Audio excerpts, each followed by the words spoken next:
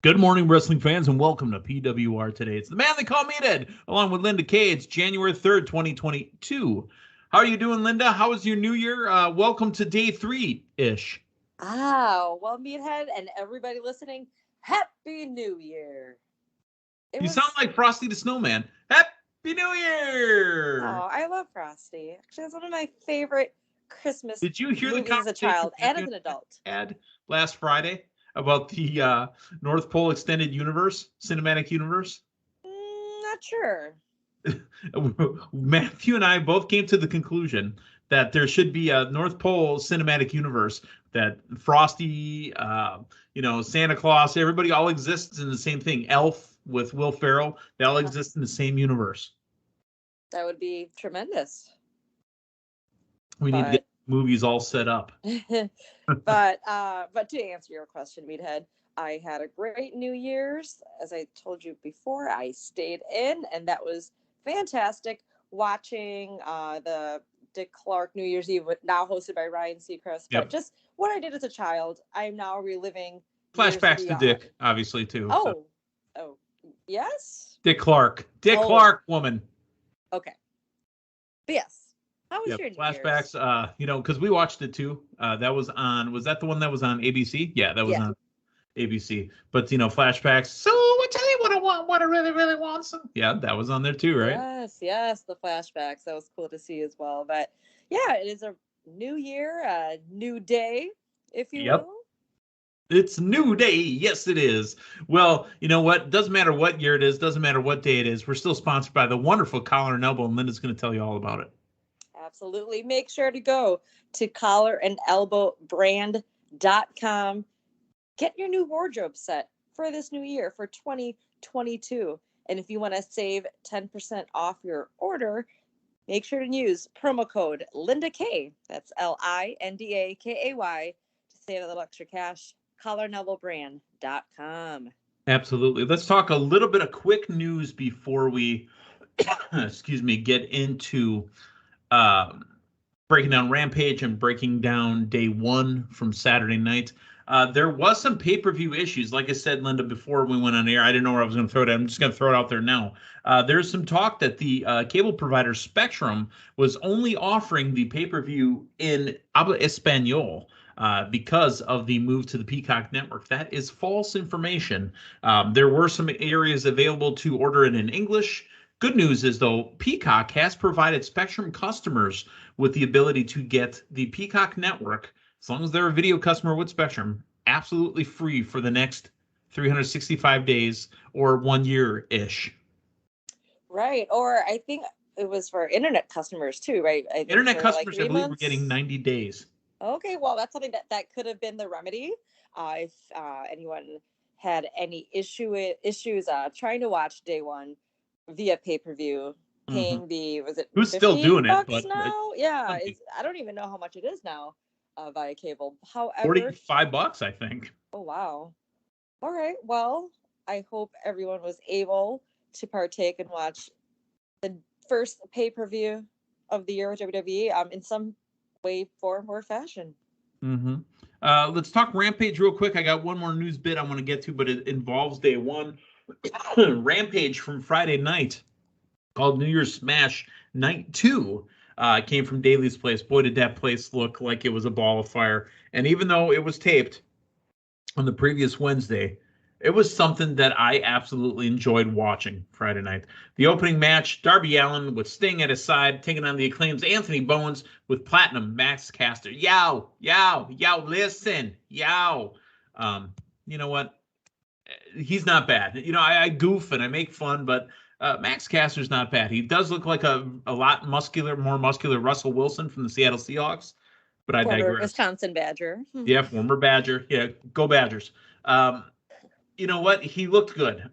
Sting gets blindsided at the end. The Acclaim descended upon Darby Allin like a wild pack of dogs.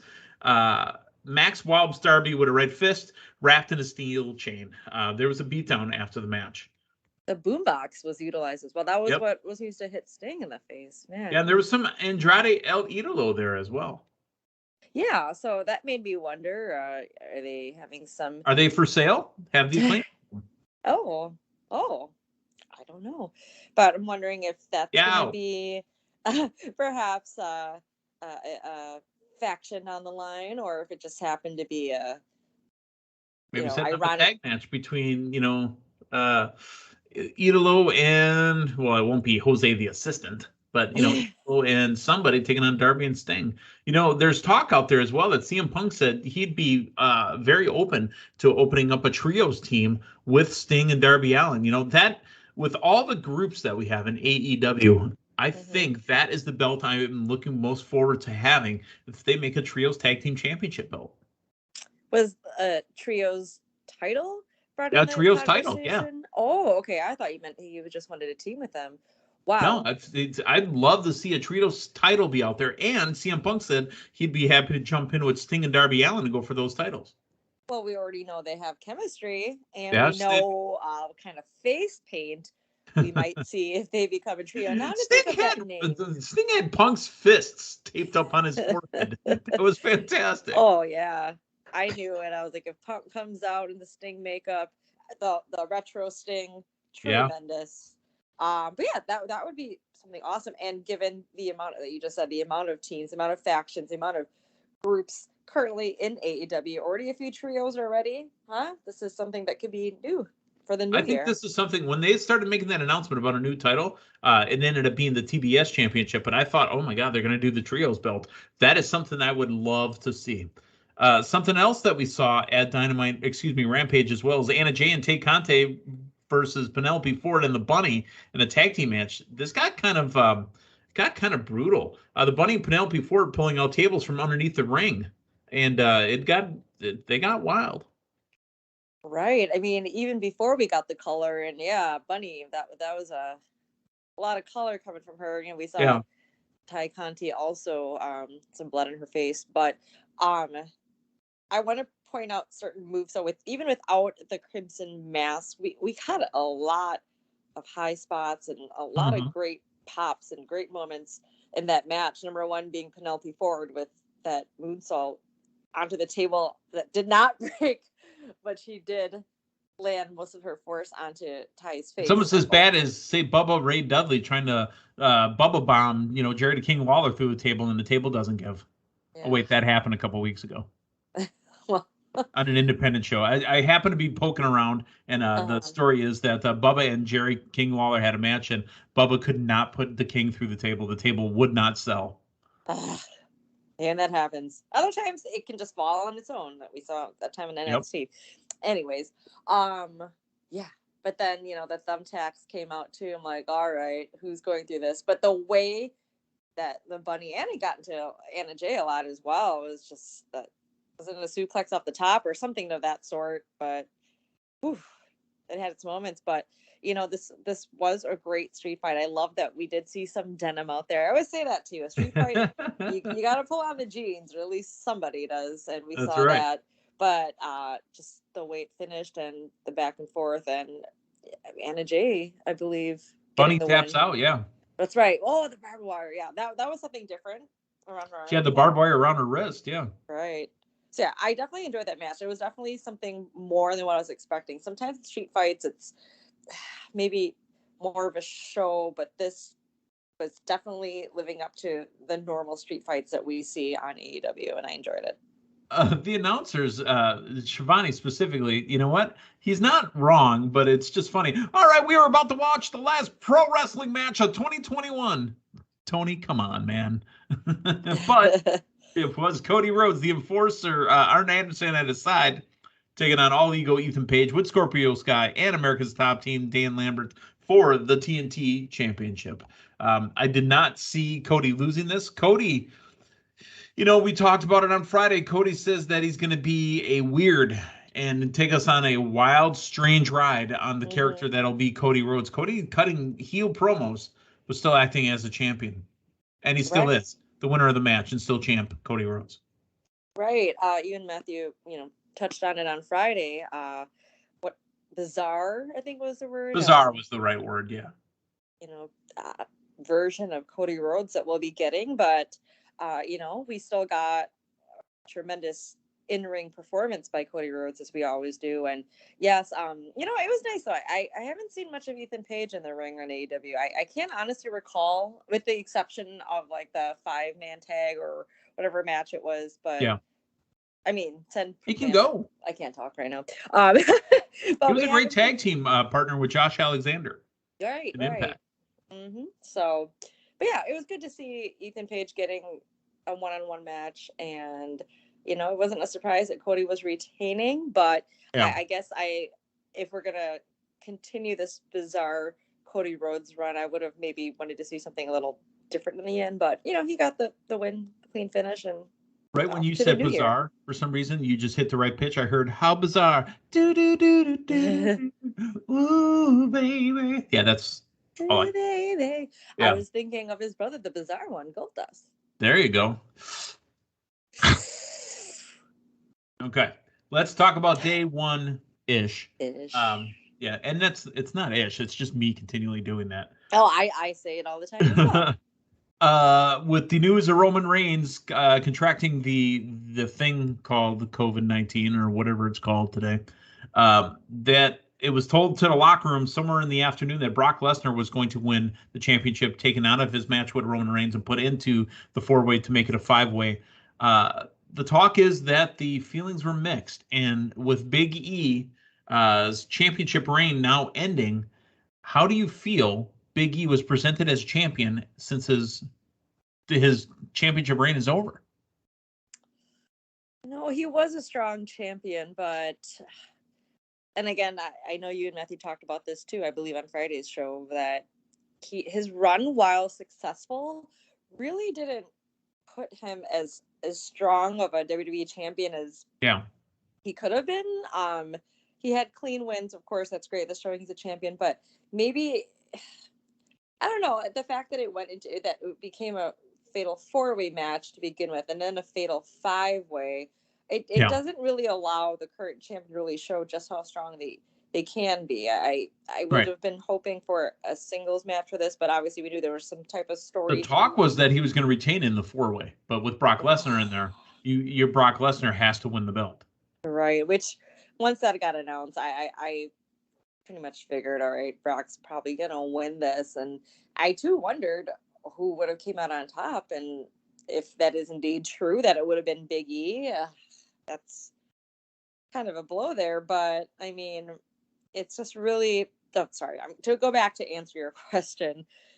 I don't know. I hope he still can get a rematch, like a clean, just a one-on-one, like a one-on-one, right? Exactly. So I hope we can at least get that on Raw tonight or sometime before the Rumble. Maybe really Elimination Chamber, maybe Fastlane, or somewhere beyond the Rumble. Yes. Yeah. All right, let's talk about the pay-per-view proper. Right after we talk about the pre-show match, Sheamus and Ridge Holland defeated Cesaro and Ricochet. That was definitely a pre-show match, but all talents looked good. The show opened up, and we've said this multiple times. Your team, the New Day, did not defeat the Usos. The Usos retained, but these 4 are some of the best tag team partners, dance partners that WWE has going right now. Yes, that was a great way to kick off the pay-per-view. They never disappoint. This one could have possibly went either way. But, honestly, the news of Roman Reigns not being on the pay-per-view, Right. Well, I mean, you had everybody in the match. You have the Usos and the New Day, so. Right. But I was just going to say, personally, that kind of threw off anything I may have had thought was going to happen at the pay-per-view. I know there are different scenarios. You even pinpointed how if the Usos lose, Roman would still retain, or if the Usos win, Roman would retain. So in my mind, I was thinking maybe it could go back.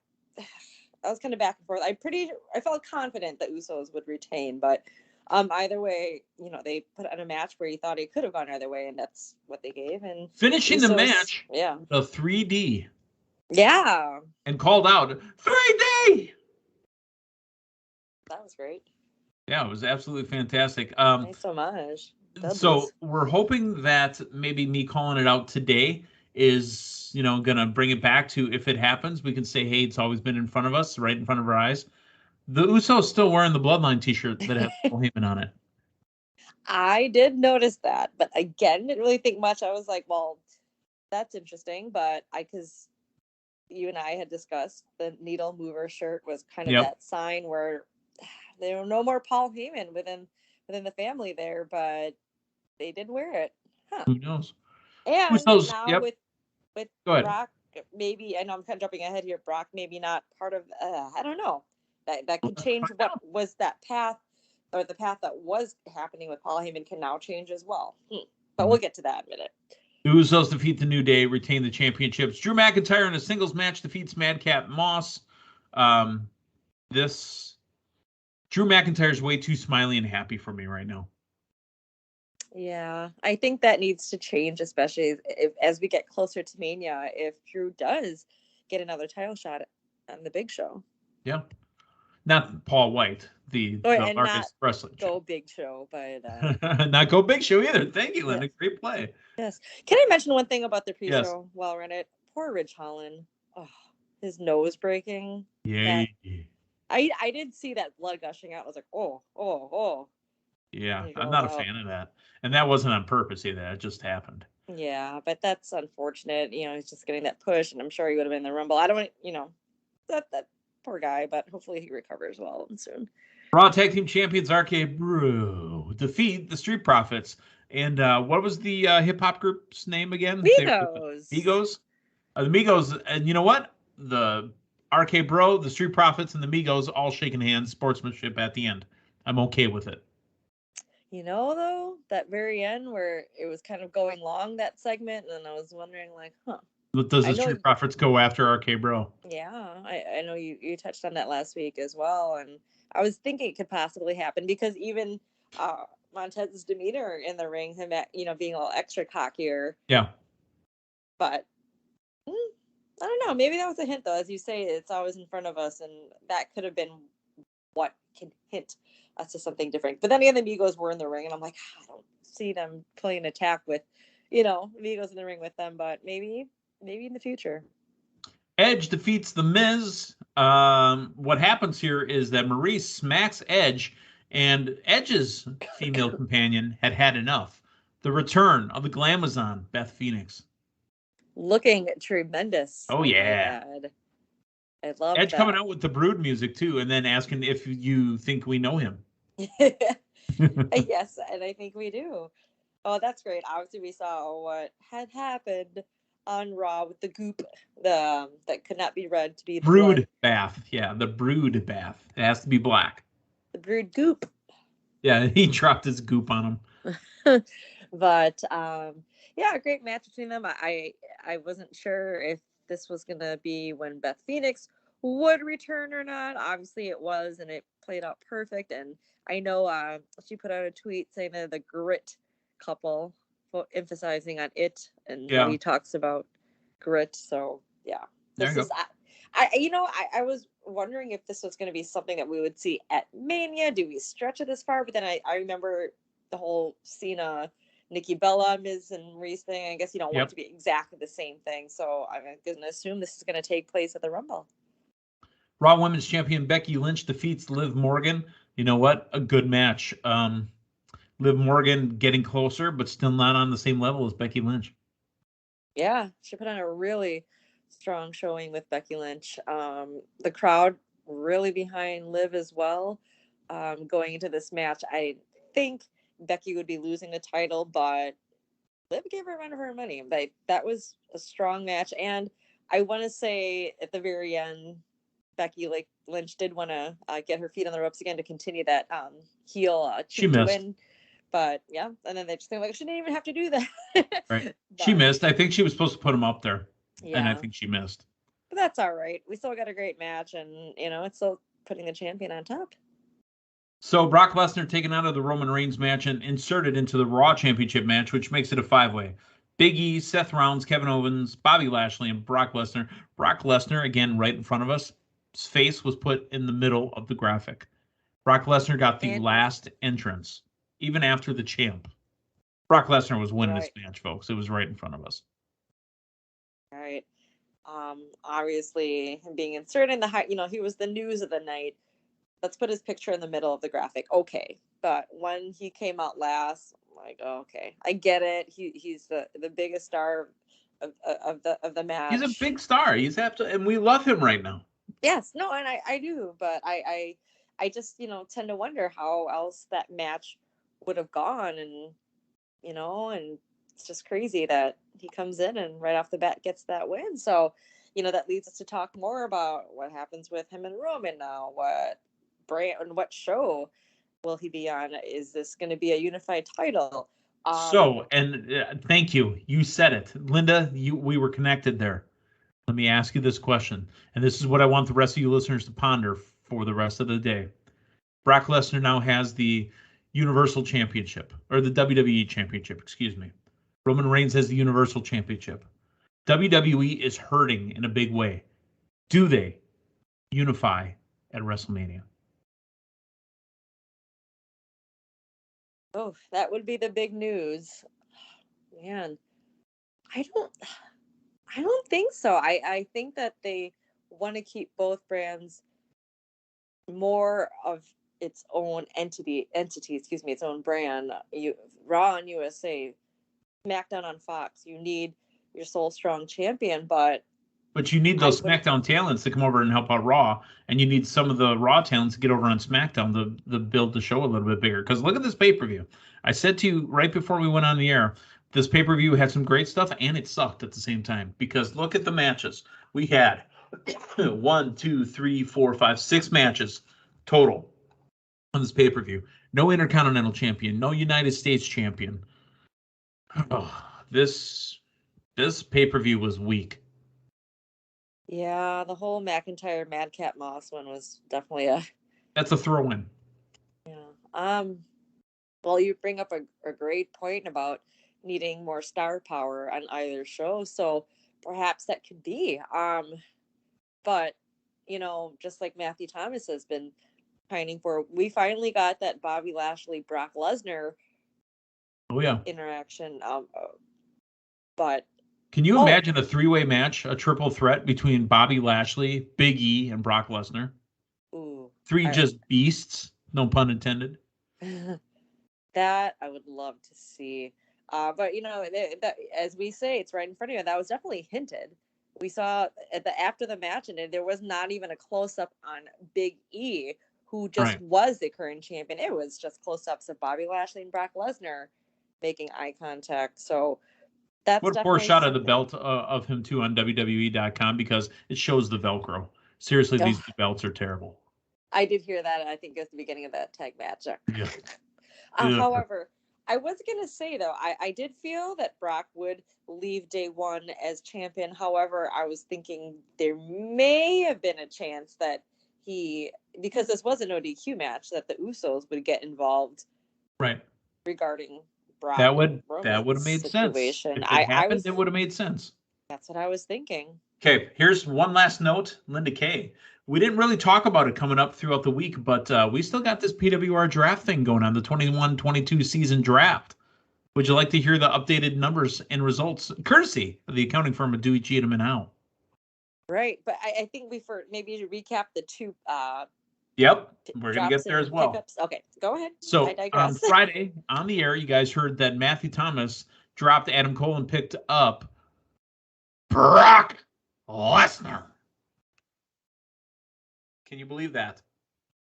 He picked up Brock Lesnar. I thought he picked up Edge. You know what? He might have picked up Edge, and I might have just done that and had it wrong. Who has Brock then? I know somebody has Brock. He has Brock already. He picked up Brock. I was going to say, I'm like, did I miss that? Okay. No, he picked up Edge. But he picked up Edge, folks. He dropped Adam Cole. He picked up Edge. Linda, right before the show started, you picked up The Miz, because that was awesome. Right. I dropped... You know what? I felt so strong about my current team. Yes, I think like 99% of my team are all current title holders. But you know what? Dropping Shinsuke is okay, because you're not going to win the title with Shinsuke. He's only going to lose it.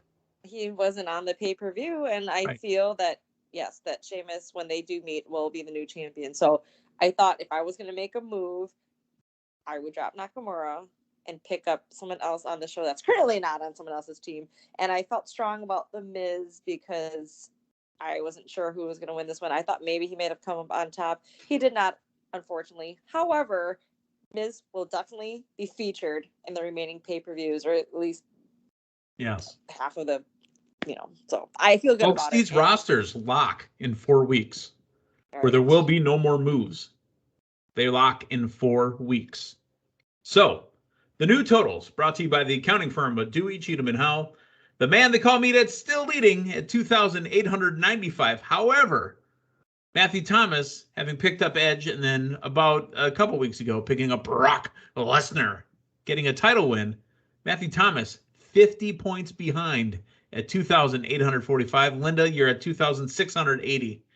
It's anybody's game. Yes. I still, I was going to say, we do have another AEW pay-per-view coming up, but we do. Because of more WWE pay-per-views, I actually have more WWE people now. I got to strategize. Is that a word? Strategize, yeah.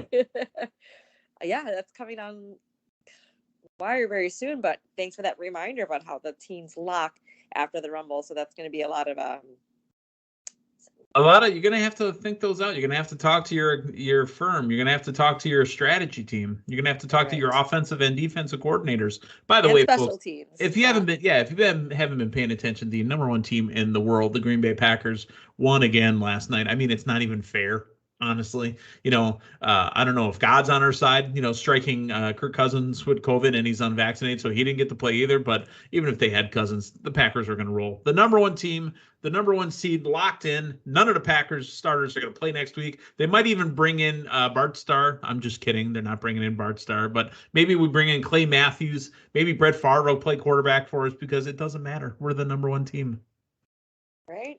And the path to the Super Bowl is going to take place at Lambeau. That's right. Now, unfortunately, last year, instead of running it in on third down and LaFleur pulling Rodgers to kick a field goal on fourth down, maybe we'll let Aaron Rodgers win the game for us. Because last year, it shouldn't have been the Bucs. It should have been the Packers beating the Chiefs. All right. Well, that is the show.